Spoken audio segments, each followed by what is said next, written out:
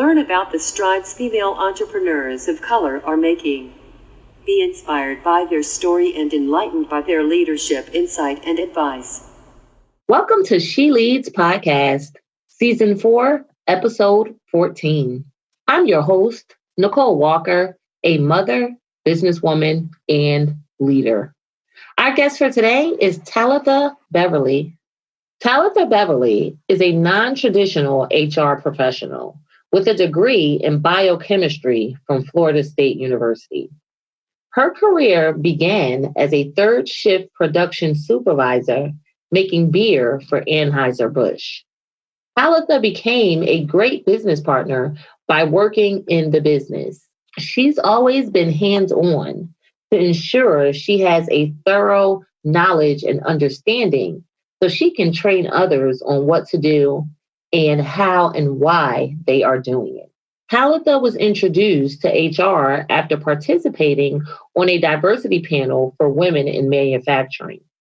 She developed a passion for HR, realizing she could make a greater impact in the business and people's lives. She worked for the best companies in the world, including Coca-Cola Enterprises, Nestle USA, and Borden Dairy. She's been exposed to cutting-edge technology, world-class business concepts, extraordinary leaders, and lifetime friendship. Talitha became an entrepreneur to bring her world-class business exposure to business owners with great products and services who need help with compliance, business organization, and human capital strategy. Talitha has had great success streamlining her clients' employment systems and lowering their overhead, which saves them time and money. Talitha has a deep passion for what she does and believes human resources is her marketplace ministry. Talitha is a workplace healer who fixes companies, stimulates the economy, and rebuilds families as well as communities. Without further ado, Leadership Empowerment with Talitha Beverly. Talitha, welcome to She Leads Podcast, Leadership Empowerment for Women of Color. We appreciate you blessing us with your insight today. Oh, I'm so fantastically happy to be here. Thank you so much for having me, Nicole. You're welcome. So I read your bio, and I want to say kudos to you for deciding to bring world-class business exposure to business owners. And I love that you aim to learn the what, how, and why of operations so that you can lead your teams effectively. That's really awesome. Thank you. It's important to be able to use all of the gifts that God gave you and help others. So this is a great way for me to do it through human resources. Yes. Okay, so are you ready to talk about leadership? I am. Let's jump in. Let's go. I myself feel that every person is a leader in one shape or form, whether they realize it or not. Would you agree, Talitha? I totally agree. Everyone, I believe in 360-degree leadership by John C. Maxwell. Everyone's a leader from, the janitor, the new person to the executive in the boardroom. Everyone has leadership traits. Okay. Can you tell us why you feel this way? I just think it's so important that everyone have something to share with the world, and only they have that perspective to share what it is that is their gift. So when we only look at the person in the front of the room versus the person in the back of the room, we're losing sight and missing the full scope and perspective of how we can impact an entire world or generation. So it's so important that we take on everyone's leadership skills and traits and listen to what they have to say and see how they can impact the world. Yes, I do agree. Everyone does have a message or something to share with the world. So thank you for that. Okay, so Talitha, can you tell us when you realized you were a leader and what or who helped you to come to this realization? Yeah, so I think growing up, I've always had leadership positions, whether it be in sports or even in school. But the time where I realized that I became a leader was when my dad passed away. And I was a young supervisor and thought that, okay, I'm leading a team and people are following me, but my dad actually put me in charge of his estate. And that was a huge undertaking for me to be the executor of his estate. And I had 3 other siblings, and I was the youngest of the 3. So I was very nervous. And my dad said, I've given you everything you need to be a productive citizen in this world. Do the right things, use the information that I've been given from the people and the resources that he had given me to make sure that everything that he wanted carried out was done the way he wanted it to be carried out, and to take care of all of his family members. That leadership and that realization of, okay, I have this torch, I have the understanding, I have the wisdom that I've been given to be this productive citizen, was extremely important that I took that on and embraced it, because it was going to impact my family in a positive way. And I just wanted to make sure that I, made my father proud and stepped into that role with clear responsibility. Okay, thanks for that. And sorry to hear about your dad, of course. Many years ago, it was back in 1999. So it's been a long time, but I love speaking about him because I believe he was a great leader. And again, I've taken on that responsibility since then. I love that. Even though, like you said, you were the youngest, you were the one he chose, which speaks highly of your character and strengths. I remember my grandfather calling me the leader of a group of myself and 2 of my cousins when I was either 11 or 12. However, in my case, I was behaving negatively and received a beating as a result. I always say that leadership starts with us, and we can either be a good leader or a bad leader. At the time, I didn't even realize I was leading. And I remember thinking, how could I be the leader if I'm the youngest? I think it's awesome that our elders see things in us that we may not see or may not be ready to embrace. And it's especially great when they see our greatness and can help us to maximize it. Okay, so in my upcoming book, The Code of Leadership, The If-Then Process, I outline my experiences and lessons that have helped me to become a better leader, with the intention of helping others do the same. Talitha, can you share what you would consider to be your code of leadership and why? So yes, thank you for asking that. I think it's so important that you are an ethical leader. I think that's primary. It's the foundation. If you don't have a good code of ethics, the integrity of knowing that you're doing the right thing, that you're impacting others with your decision, and you're asking people to follow you. And if you don't have that great foundation of knowing that people can trust what you say and you're going to do and deliver what you say, then you have a weak foundation, and you shouldn't expect people to follow you. And if they do, they won't follow you long. And then you've destroyed your name. So to me, that's definitely the code of leadership, the foundation of leadership.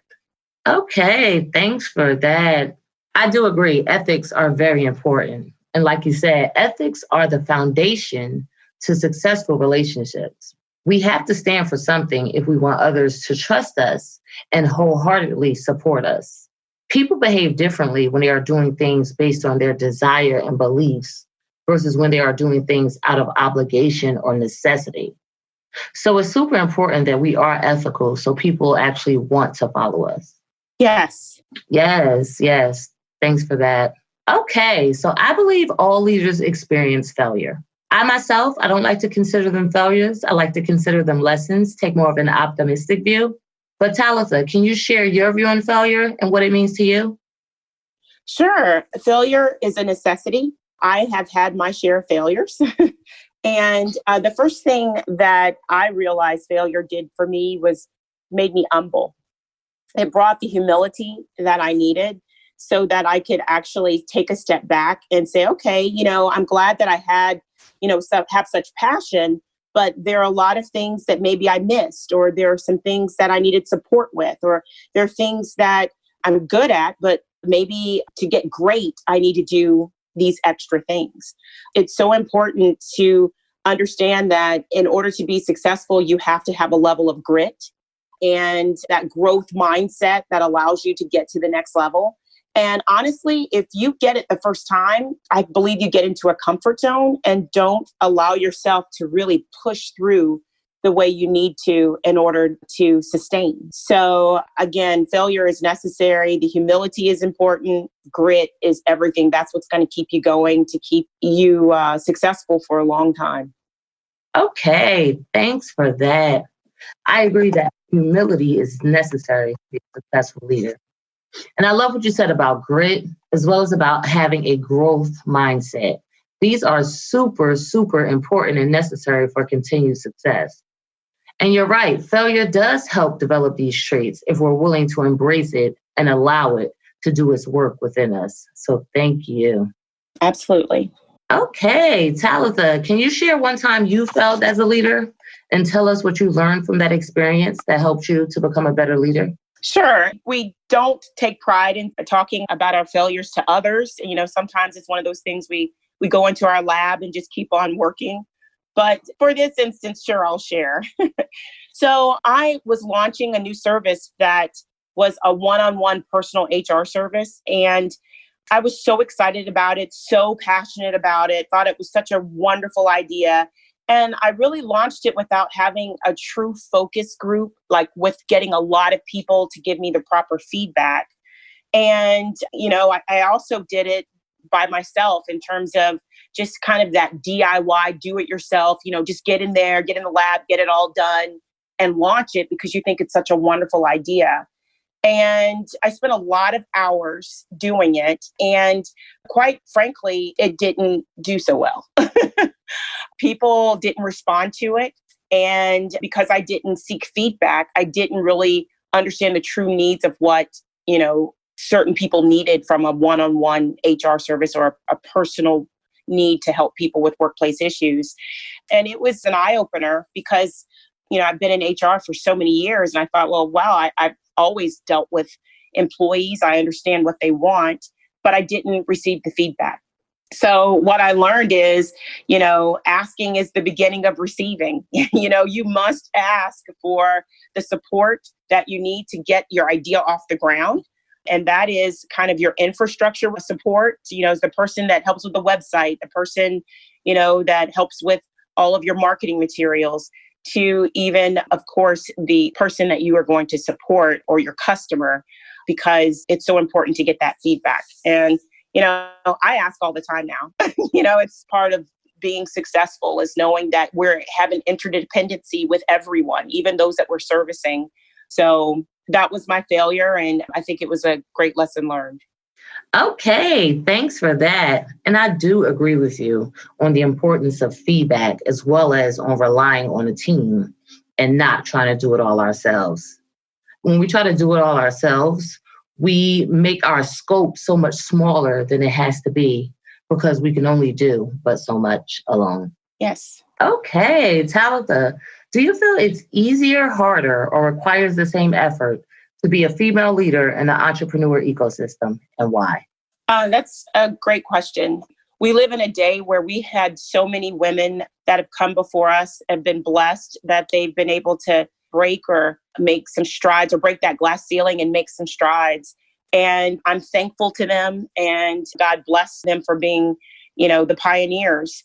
So do I think it's easier, harder? I think to be a female leader, I honestly think that we should just move forward now. I mean, I don't think we should evaluate whether it's easier or harder.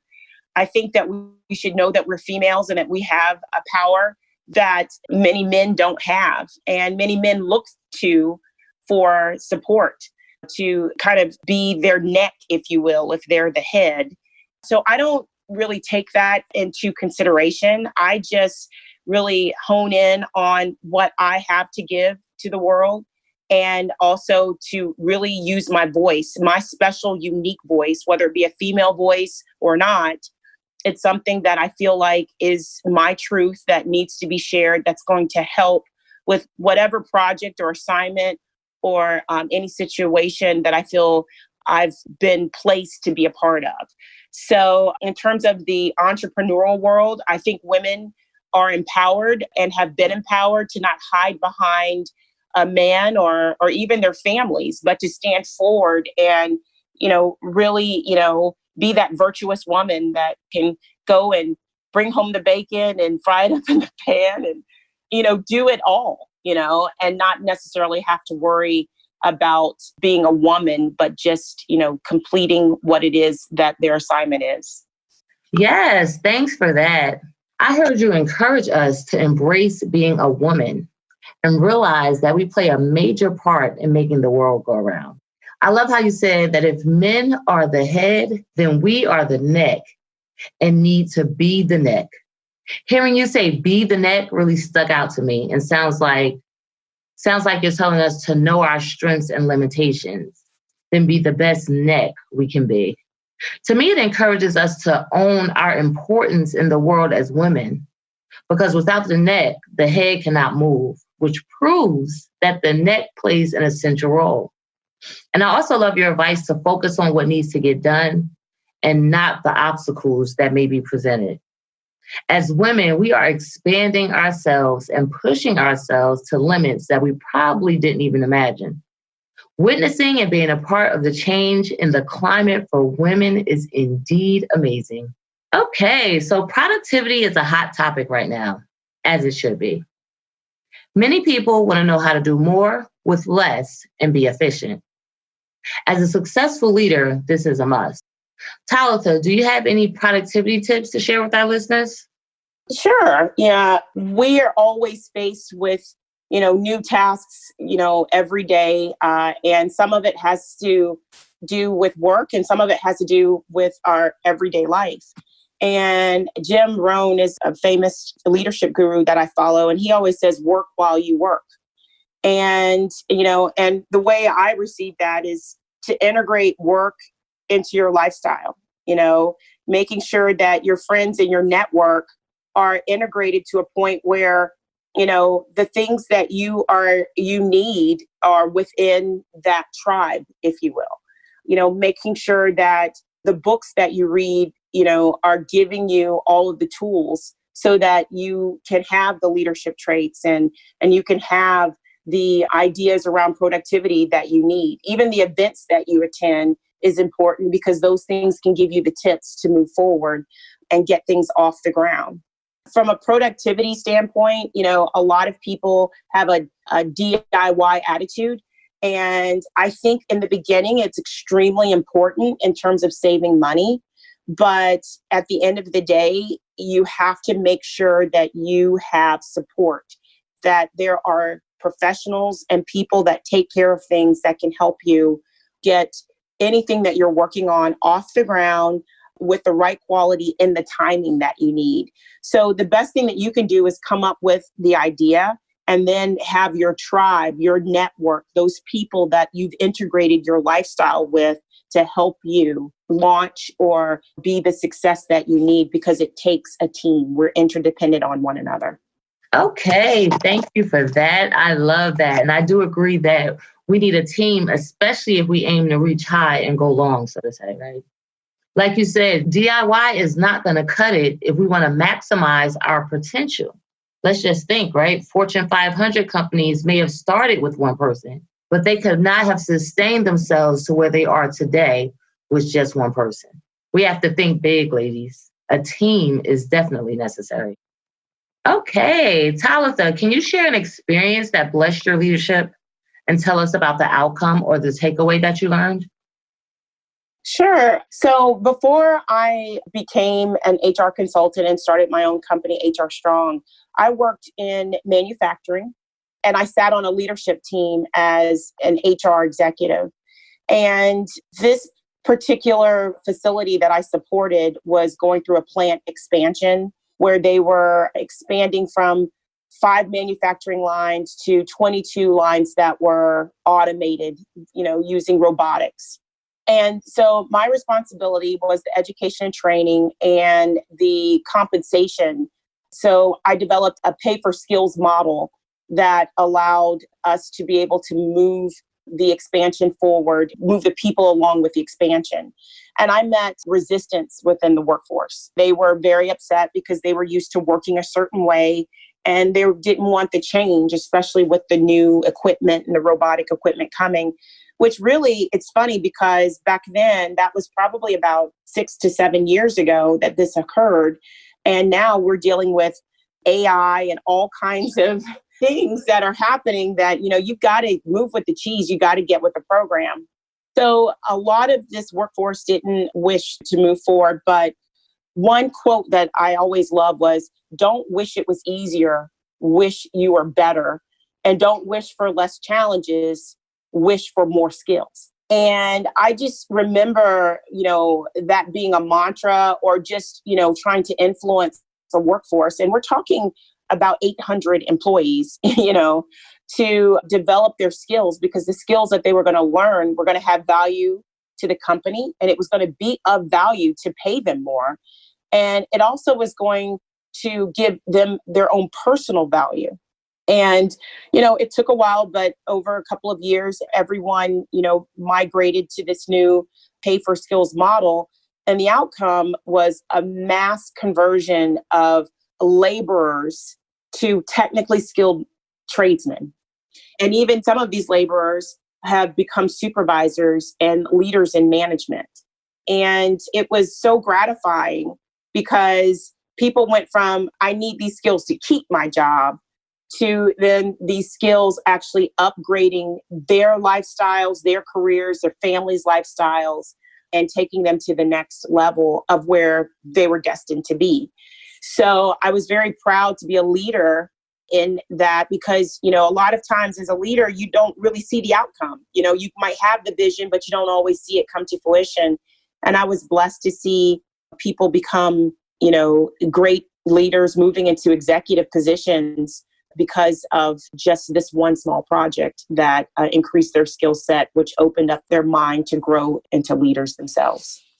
Okay, thank you. That is awesome. I really love that story, right? Because I hear a few things there where, like, the initial reaction to change or discomfort is like, oh no, oh no. And it's funny because on the back end, here's something that actually made them better. And a lot of times change does make us better. But yet when we're first faced with it, it's like this panic thing of, no, this is bad, this is bad. But once we roll with it, like, they were able to become, leaders in their own right. So I think that's really awesome. Good for you. Yeah, thank you. It feels good to be able to make a difference, but to make a difference in so many people's lives, that's the impact of what I do. And that's why I'm so blessed to be able to have this skill myself. Yes, I agree.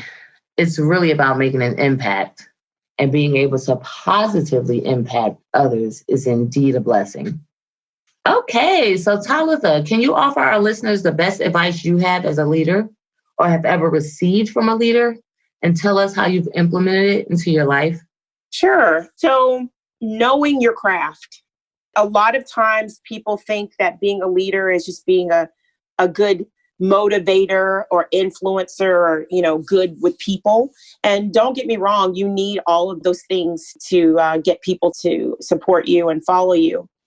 But in order to truly win over people, I believe that knowing your craft is so important. I mean, being an expert in your craft, in your industry, it sets you on a different level of respect, I believe. Malcolm Gladwell has a book called Outliers, and it talks about making sure that you put in your 10,000 hours, and those 10,000 hours make you a subject matter expert in your field or in your craft. And really what that does is it sets you apart, because you have done everything that you could to feed yourself, to get everything that you desired and what you've thirsted for, what you've quenched for, to get that idea, that new way of delivering something, because you have put the time, the hours, and the dedication and the perseverance into it.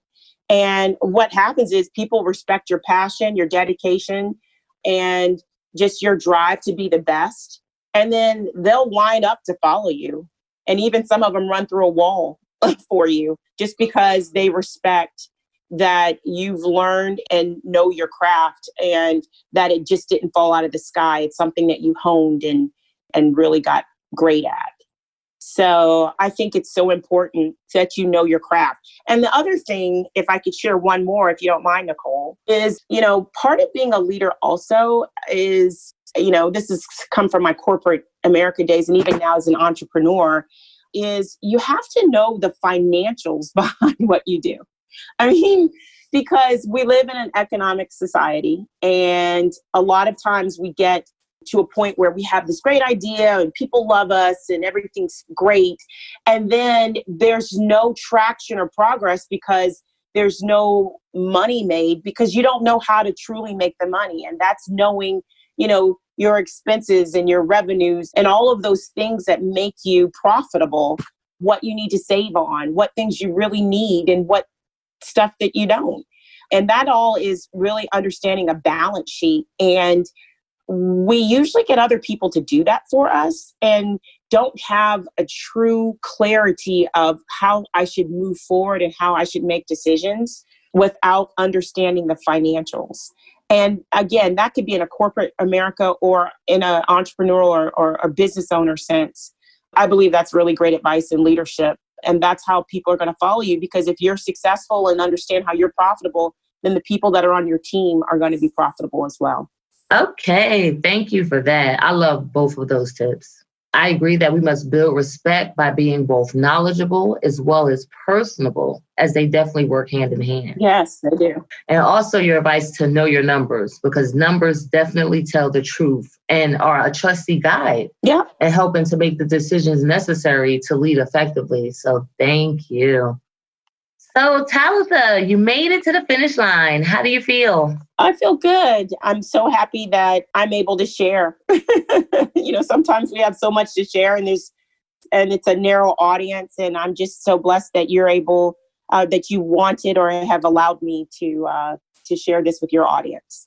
You're welcome, Talitha. It was truly my pleasure. And I truly appreciate your willingness to share your wisdom with us. So thank you again for being our guest on She Leads Podcast, Leadership Empowerment for Women of Color. But before we part, do you want to give our listeners your contact information or mention any events, products, services, and or ventures that they would benefit from knowing about? Oh, thank you so much for giving me the platform to do this. So I am CEO of HR Strong, and we are a human resources and consulting firm that outsources human resources for small businesses. And we are launching a product specifically for small businesses to help them with, making sure that they can start up and ramp up and scale the right way from human resource standpoint through all of the human resource functions, from employee handbooks, recruiting, organizational alignment, to making sure that your payroll's up and running correctly. So that's going to launch really soon, and it's going to be extremely affordable. So I hope that everyone is able to take advantage of that. That should be launched online as an online service in the next month. And the way you can contact us is my website is www.hrstrong.biz, www.hrstrong.biz.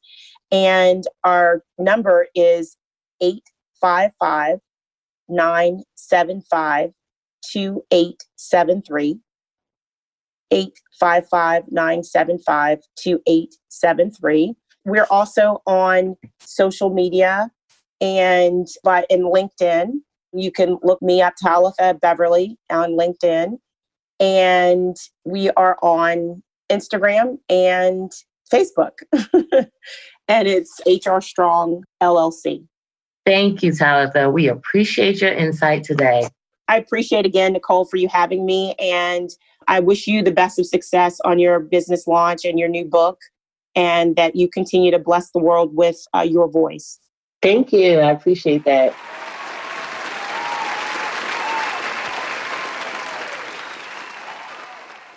I really enjoyed this interview with Talitha, and I hope you did as well. I agree with Talitha's stance on the importance of being an ethical leader, which includes following through, building trust, and maintaining a good reputation. Ethical leaders do what is considered to be the right thing to do, even when it's not the most popular, profitable, or convenient. Making this decision is not always easy, yet the rewards for doing so are priceless. As Talitha suggested, don't wish it was easier. Wish that you were better. And don't wish for less challenges. Whoosh for more skills. Determining what matters and prioritizing those values is the key to leading ethically. A quote by Andrew Lee reads, "To be an ethical leader is indeed to be different. This kind of leader acknowledges the complexity of running a responsible business, yet tries to do so anyway." I admire that Talitha was chosen as the executive over her dad's estate, especially considering she's the youngest of her siblings. Leadership traits and capabilities do not have an associated age. Leadership is defined by character. Talitha handled her responsibility by taking on and embracing the duties she was given to make her dad proud, all while she was grieving. Successful leaders get the job done, and Talitha did just that. Being recognized as a leader is a great gift, which can help to open our eyes if we are not already aware of this. People often see in us things we do not see in ourselves, which is why it's important to be open to accepting feedback and taking on new challenges. I can relate to Talitha's experience of being humbled by her failures, as I experienced the same. Being able to self-reflect, realize, and then admit that you missed something is not the most fun or easiest thing to do, yet it is super important for continued growth. As Talitha mentioned, we need both grit and a growth mindset to sustain success. Failures usually have a positive experience buried within them if we are willing to dig deep to figure it out. If we want to be successful, we must allow our failures to humble us, which provides the power needed to work harder, do our best, and never give up. A quote by Amin Ayed reads, "Be humble to see your mistakes, courageous to admit them, and wise enough to correct them." Nicole Walker's takeaway for this week. Talitha mentioned the importance of holding focus groups and getting feedback on ideas and projects before deciding to move forward. This helps us to ensure we are giving our customers what they want and need, as opposed to moving blindly based on our own thoughts. Understanding the true needs of others will help us avoid working in vain and missing the mark. I will make it my business to ask for feedback and support from others to get my ideas off of the ground, as I do not want to do any work in vain. A quote by Tennessee Williams reads, "Life is an unanswered question, but let's still believe in the dignity and importance of the question."